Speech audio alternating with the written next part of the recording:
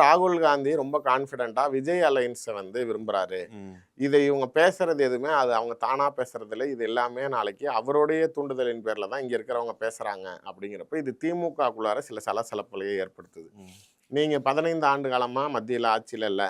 உங்களை பிரதமர் கேண்டிடேட்டா முன்னிலைப்படுத்தினது ஸ்டாலின் தான். ஐஎன்டிஏ கூட்டணியோடைய மிகப்பெரிய அங்கமாக இருந்ததும் சரி, இன்று வரை ஐஎன்டிஏ கூட்டணியில் இருப்பது அவங்க மட்டும்தான். எனக்கு தெரிஞ்சு ஐஎன்டிஏல வேற யாராவது நீங்க சொல்லுங்க அப்படின்னா எல்லாருமே போயிட்டாங்கங்கிறப்ப, இவ்வளோ தூரம் உங்களுக்கு விசுவாசமா இருந்தே இன்னைக்கு இங்கே உங்களுக்கு 10 எம்பி, கடந்த 19லயும் உங்களுக்கு 10 எம்பி, இப்போ 18 எம்எல்ஏன்னு உங்களை உயிர்ப்புடன் வச்சிருக்கக்கூடிய ஒரு அரசியல் கட்சியை இன்னைக்கு திடீர்னு ஒரு நட்சத்திர அந்தஸ்தில் இருக்கக்கூடிய ஒரு நடிகர் அரசியலுக்குள்ளார வராருங்கிறப்ப, நீங்க அந்த பழைய அதாவது எப்பயுமே இவ்வளோ நாள் செஞ்சதை மறந்துட்டு இன்னைக்கு திடீர்னு ஒருத்தன் வேற மாதிரி மாறினான் அப்படிங்கிறப்ப நம்மளுக்கு ஒரு கோபம் வரும்ல. அந்த கோபத்தின் உச்சம் தான் திமுகவுடைய இந்த ஒரு நெகோசியேஷன் ஃபேக்டரா பார்க்கணும். ஆனா என்ன அப்படின்னா, கடைசியா யார் வின் பண்ணா அப்படிங்கிறது தானே மேட்டர். ஒரு டீல் பேசுறோம், நம்ம டீல முடிச்சுட்டோம் அப்படிங்கிறப்ப 2 பேருமே ஓகேன்னு நினைக்கலாமே தவிர, பட் யாருக்கு கெயின்?